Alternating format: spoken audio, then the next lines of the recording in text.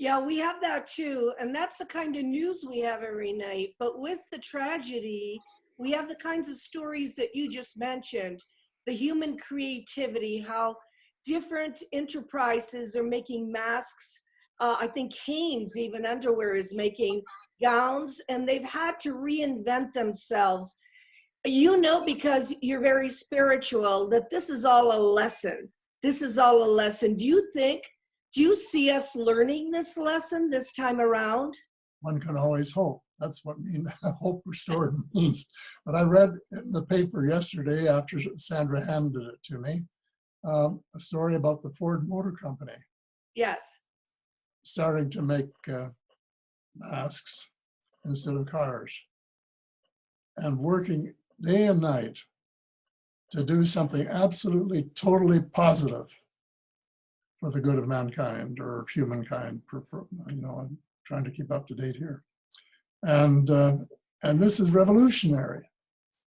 And the thought that ran through my head is that if we can do it so quickly and so well there, then we could do it just as quickly to stop global warming, for example. We could start using zero-point energy. But we've already stopped a little bit of it because nobody's using a car. So in Los Angeles, they have clean air for the first time. They can, and in Italy, they told me they can see that the canals in Venice are clear. They're not polluted. So we had to have this horrible tragedy to show us what humanity can create.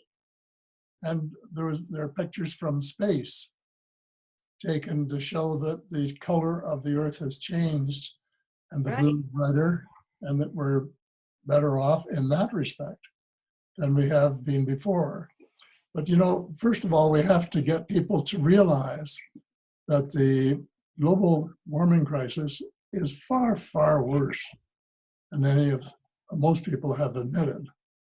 And it could be in total consequences on a par or even worse with what we're going through now. Probably worse.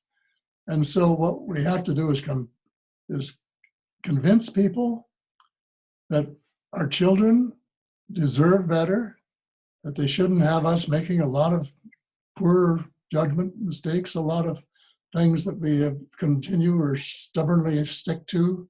We should change before it's too late and convert the armaments plants into zero-point energy plants.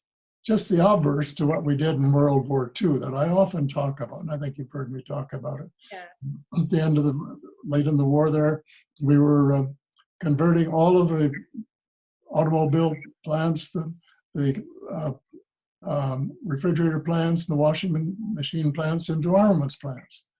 Well, now what we need to do is just exactly the opposite and take all of these armaments plants and convert them to zero-point energy and start installing them in our cars and our trucks and our tractors and our houses and our airplanes, and saving the world from the worst part of the disaster that we're headed for if we do nothing.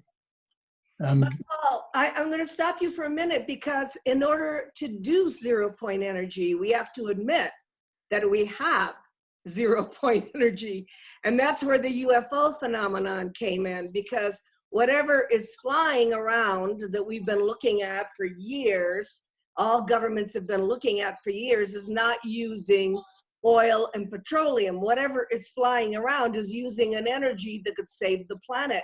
So do you have hope that those that have these energies and black projects and, will finally say it's time to help because we're at a crisis point?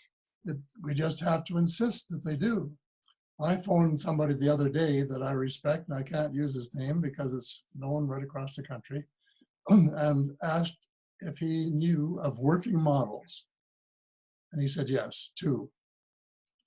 And all that's necessary is for somebody to put up the huge gobs of money that are necessary to develop it and get it going and provide the jobs and provide the product. which will save the planet from overheating.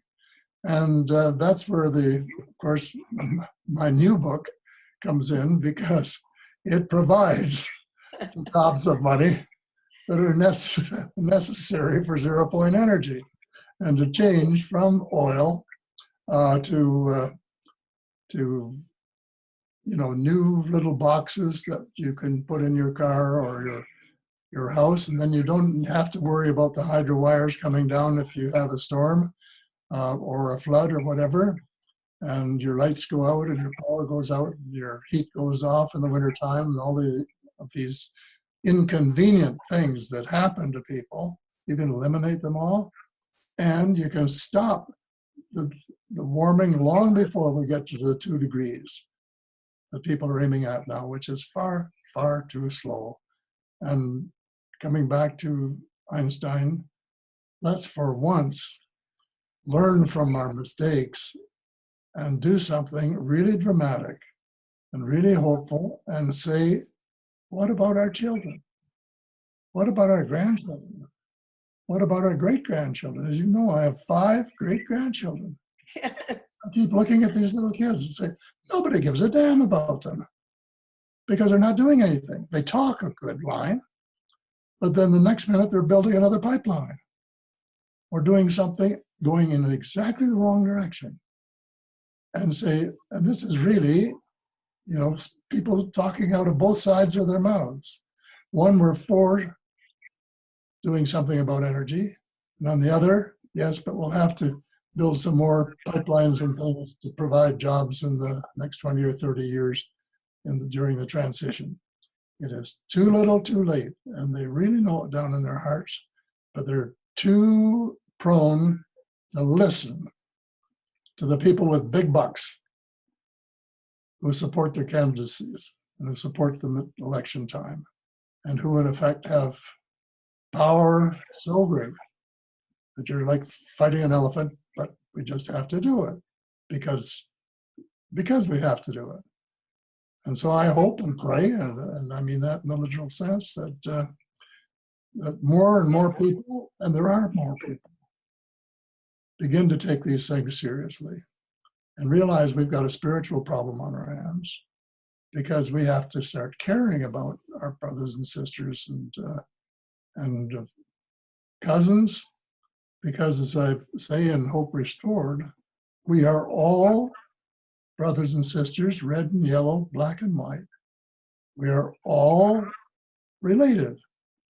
We're all God's children, and we should act as brothers and sisters, and not as somebody that we think is inferior or can be exploited or can be discarded, and say to our Creator, we're going to start living in a different way, and we're hoping that we can move up in the scale of things in the cosmos to a higher level.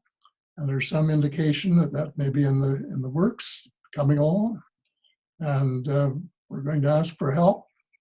And there is a little inclination that we may be getting a little bit of help from our friends in the other star systems or planets. They're certainly more intelligent than we are, Paul, or they wouldn't never be able to travel in space.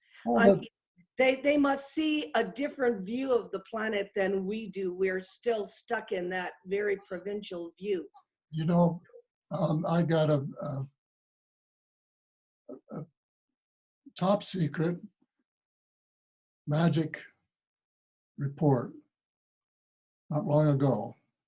It goes back 70 years, and an interview with one of the visitors saying that we were not really, I won't use the word sane, but we were not really grown up because we didn't treat the Aboriginals fairly, and we didn't treat the Blacks fairly, and we didn't treat Mother Earth fairly. We were wrecking it. And this was 70 years ago. This was leaked from the Defense Intelligence Agency. And we should have had that information in the public. long, long ago.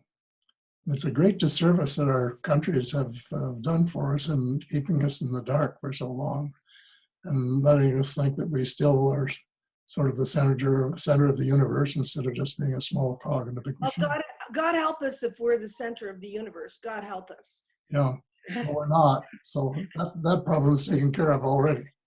Yeah, you know,